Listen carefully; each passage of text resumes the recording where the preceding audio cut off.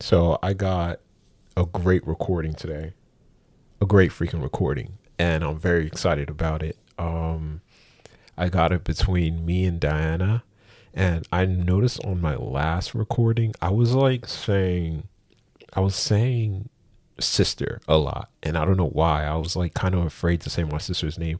Like I said, if you know me, you know now that I cannot record when my sisters are around or when my parents are around. Like, they can't be around, they can't be in the same room. That's the real cool thing about me, is that if you're in the same room as me, we're not going to be able to have a conversation. I'm going to stutter a lot. I'll try my hardest, especially if I'm being recorded.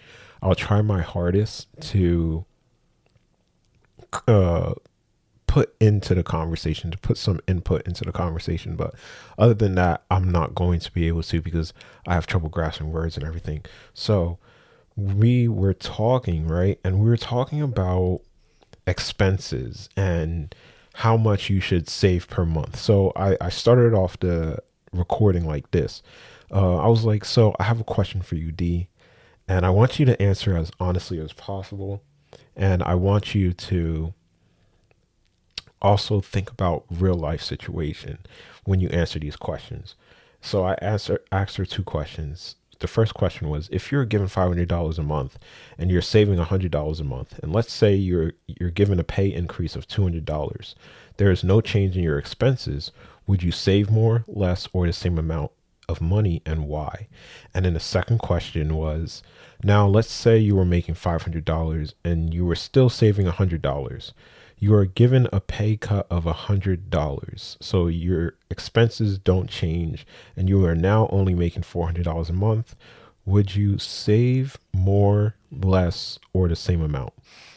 And she answered both of the questions as best as she could. And I remember the first question she said, you could listen to the recording. It's right before this one. I don't know if I'm going to put the time on it or anything, but it's right before this one. And she says that if she were to increase the $200, she would either keep it the same or she would save a little bit more. But it depends on her expenses. Like, if her expenses get more expensive, then she's not going to save as much. And I wanted to say something now that I'm thinking about it. When she said that, I was trying to say, like, so why would your expenses get more if you're making more money? Shouldn't it kind of stay the same? Why would it get more? But she threw that question in there. So I was like, okay, that's a good question to ask. And that's what she was going off of. So she was like, it would stay about the same or a little bit more. And I was like, okay, that's reasonable. That's what everybody would say, right?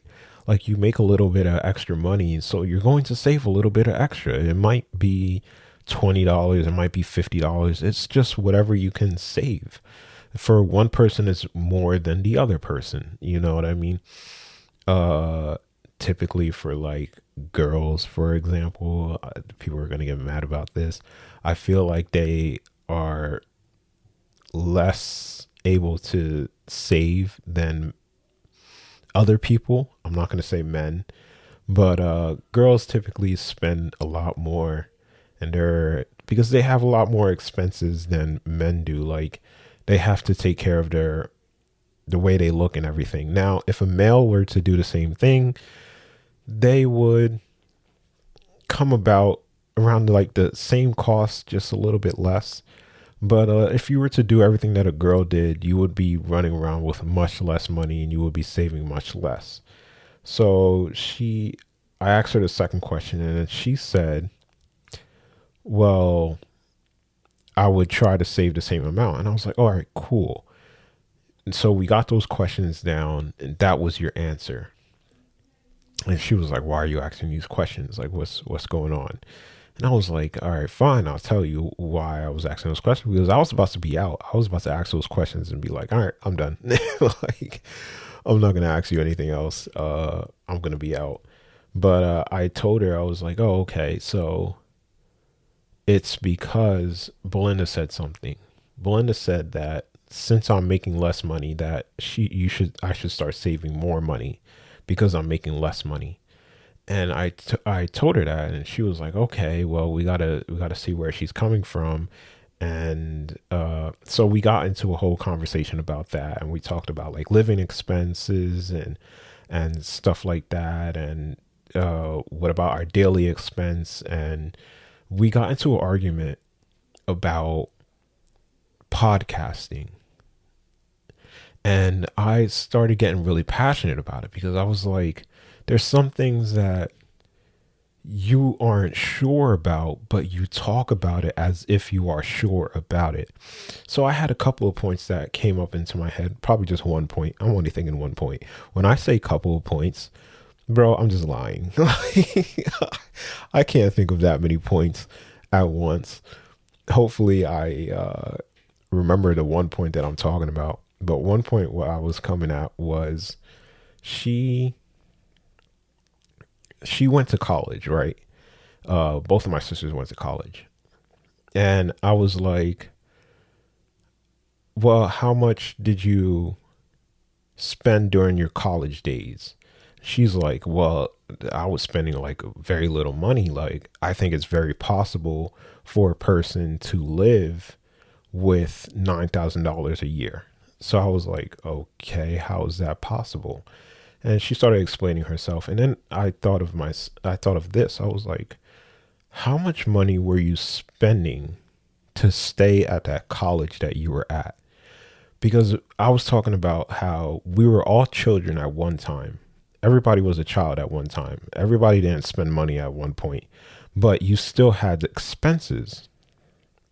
So as you're a baby, you have diapers expense, you have food expense, you have doctor's expense, you have those little expenses that, come up. But your weekly expense as a baby is probably not too much money, probably like $50, $60, something like that. Let's just give it a round number.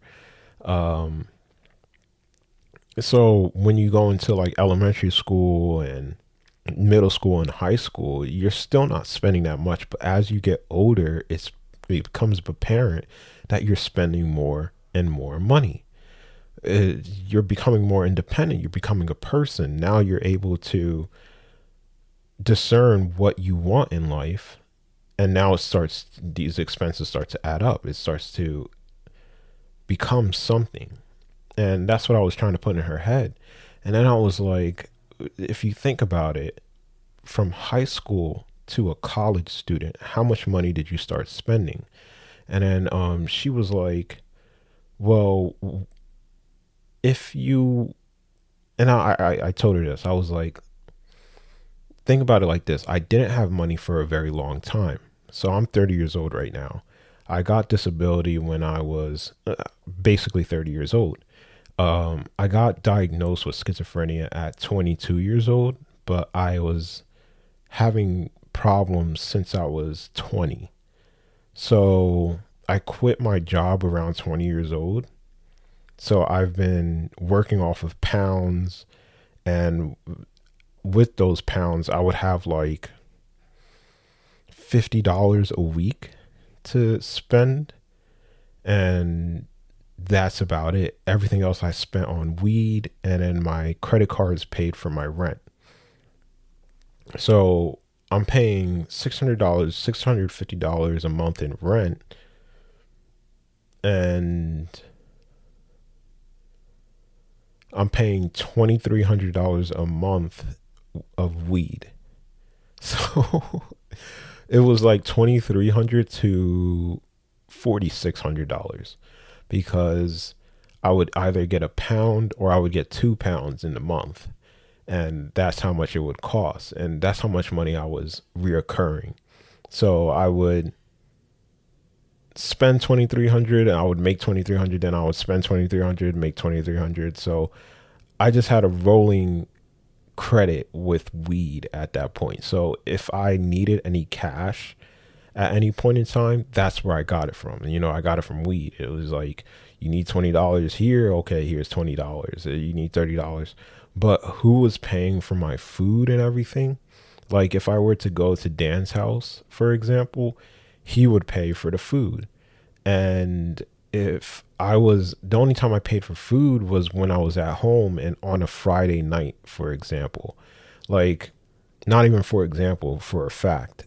On a Friday night, I would be like, I think it's time to celebrate a little bit. Let's go get some food. And I would go to the pizza store down the road and get a slice or two slices. So I'm spending like $10, $15 right there.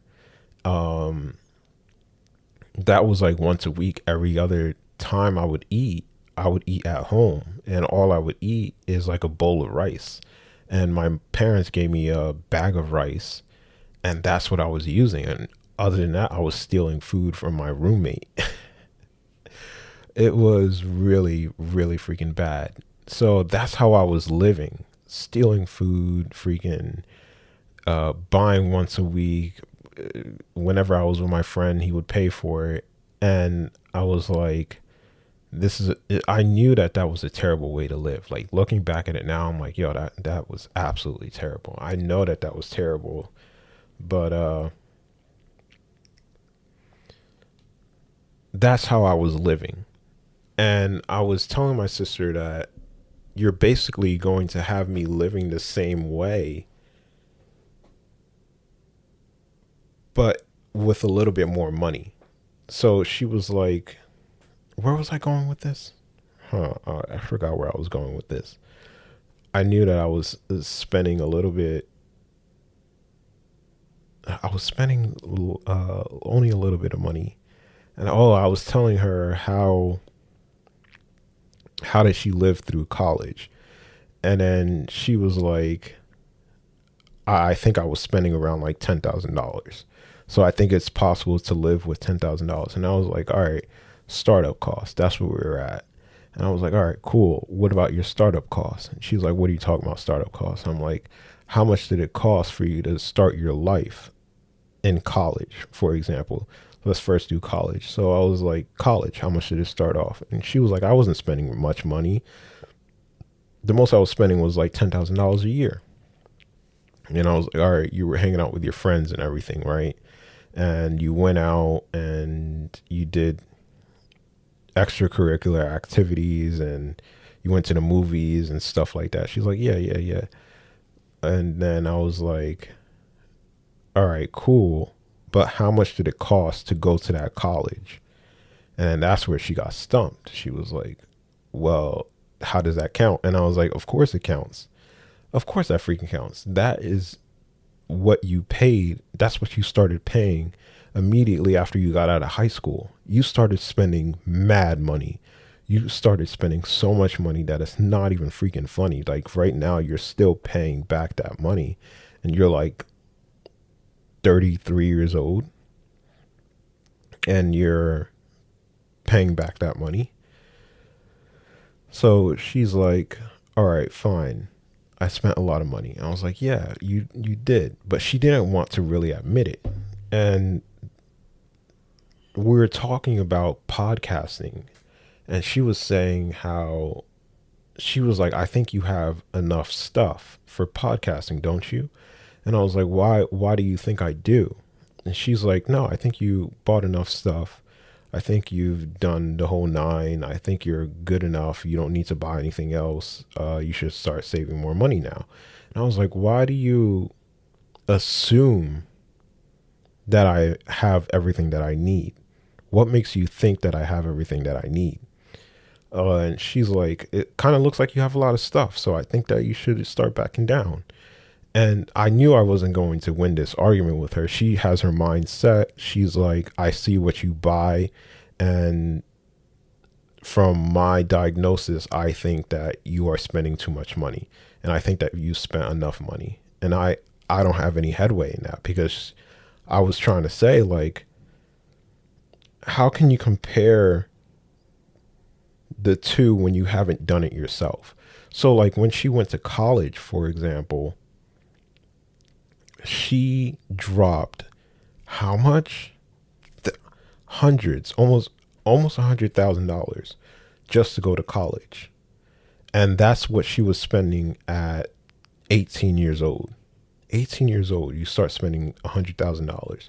So how can you tell anybody that is doing anything that they're spending too much money and that they need to slow down? That's where I was getting pissed off at. I was like, bro, to start off your life, you spent 100,000 for that. And then you're looking at my life and you're like, I think $1,000 is enough. Like, how much did I spend on my podcast equipment? Probably a decent amount. I'm not gonna lie. So I got the Vocaster 2 for like $175. The original price for a Vocaster 2 was like $250. So I got it for a really good deal. I got this Rode mic for $90. They usually go for $100. I got it for a good deal. I got this boom arm for $40. So what else did I spend it on? I keep asking myself that. I really do. I have to look back at my expenses and really sit down and be like, this is where I spend my money, because I don't know where my money went. But then I was thinking to myself, I was like, bro, where did my money go? And then I was like, oh yeah, you got what's it called? A secure credit card. I got a secure credit card, and that secure credit card has $1,300 in it. So I basically have $1,300 in savings out of 9,000. So I got about $9,000 from Social Security, and I saved about 1,300. So I spent about $7,700. And I'm like, I don't know where I spent that money. I really don't. I have to seriously sit down and look back to see where I spent that money. Do I think I wasted it? No, I really don't think so. The stuff I buy is really small, and it's mostly from savings. So I had to save up to buy those things. But yeah, bro, we're gonna have to look back. And I was thinking to myself, I was like, bro, you gotta think of podcasting as a business, even though it might not even be a business. So like right now, what do? I just podcast. I just talk to myself. I just shoot the breeze. I'm just vibing with myself. It's really therapeutic. It's way better than talking to my therapist, because I get to record what is going on, and I get to post it online, and people get to hear it and listen to it for themselves so that they can have their own opinion about it. It's just 100% much better. So when a person is like, I think you are doing enough, it's like, bro, have you even done it yourself? Like, for example, it's Diana. So Diana wanted to buy a new phone, and we were sitting there, we were like, she was like, I want a better camera. And I was like, okay, you want a better camera. That's cool. What type of phone are you going for? She was like, I'm going for the iPhone 16. And we're like, all right, there's the iPhone 16. Then I think there's like 2 levels above it, but the max one is Pro. So she's asking the guy at T-Mobile, she's like, which iPhone should I get? I really want a good camera. And the guy was like, all right, if you want a good camera, you might as well go for the Pro. Because if you go for the regular iPhone 16, she has the iPhone 14. And she wants a better camera. And he's like, the iPhone 16 is basically the same camera as in the iPhone Pro 14. So if you want a better camera, you're going to have to go for the Pro. And then she's sitting there thinking about it, and she's like, okay, I'll go for the Pro. And I'm sitting there like, hands in the air, like, this is exactly what I mean by it's going by what you want and what you think you need. It's not going by pure logic. All right, the pure logic behind her buying the iPhone 16 Pro is that she works a job that can afford it. She gets paid about $85,000 a year. So she can afford it. And I'm like, all right, that's cool. So why are you going to tell a person that can afford these podcasting equipment, and then you're going to be like, no, I think it's enough. I think you bought enough. And I'm just sitting there like, but you would buy it too if you were in my position. And you're not even a podcaster on top of that. You know what I mean? So she tried to say like some of the stuff that I buy is not really needed, for example. And I was like, what's not needed? She was like, all right, you bought your phone. I think that that's needed. You bought a camera. Maybe that's not needed. You bought a bed frame. Maybe that's not needed. And I'm just like, but you don't live my life. I don't know how else to explain it to people. It's really hard to explain because you can go in circles around with a person and you can be like, I don't think that you're spending wisely. And that person can be like, what do you want me to do with my money? Exactly. You want me to save all of it?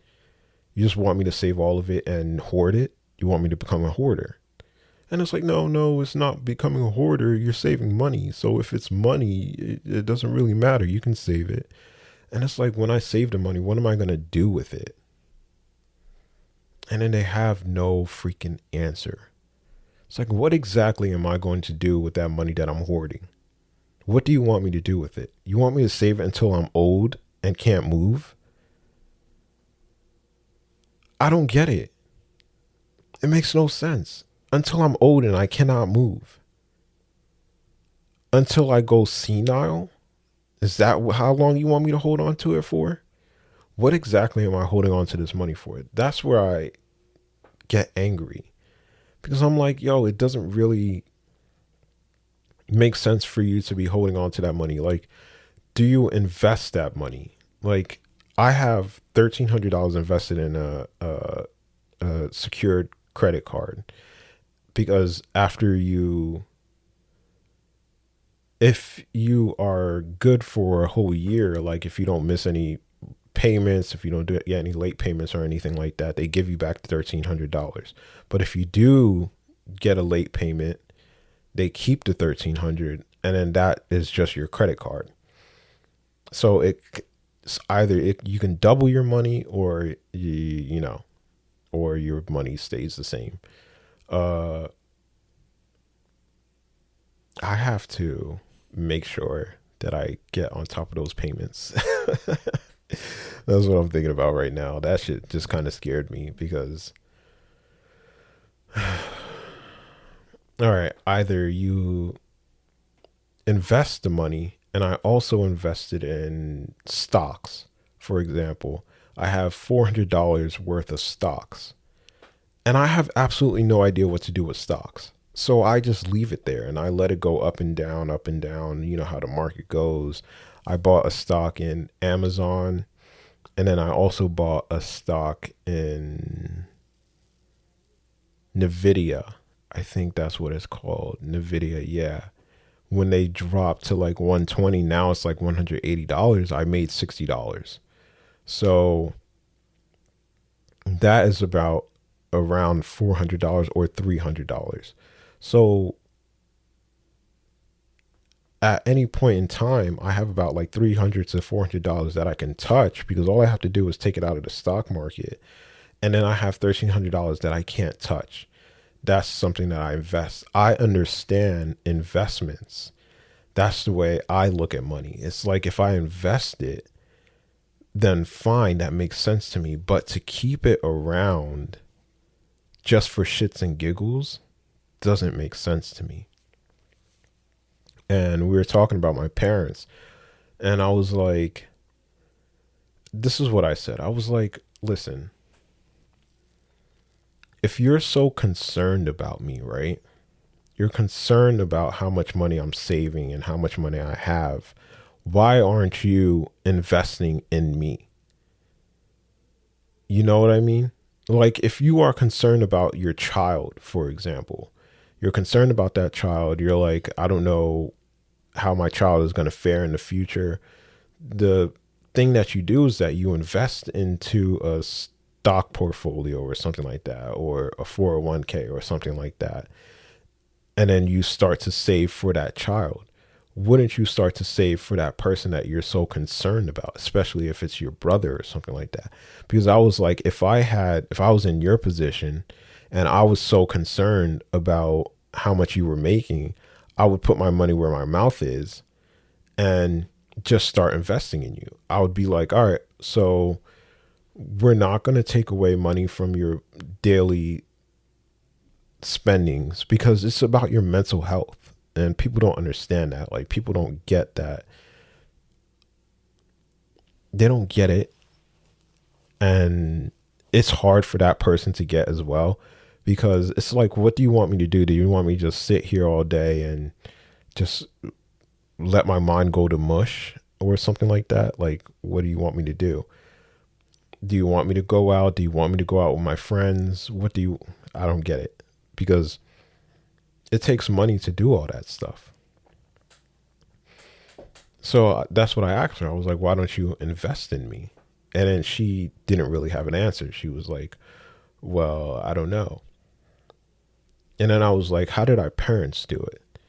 Because our parents, I was like, our parents, my mom works 2 jobs.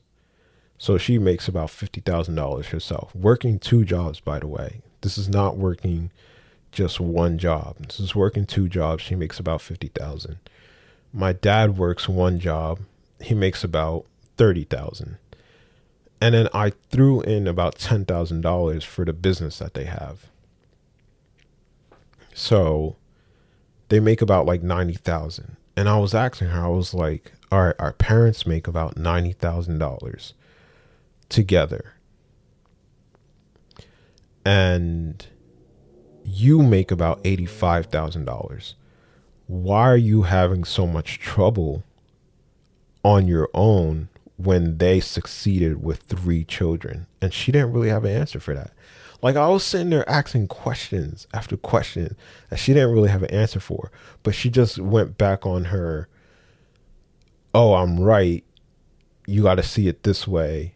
If you don't see it this way, then we don't have a conversation, kind of way that she was talking. But yeah, you guys can listen to it.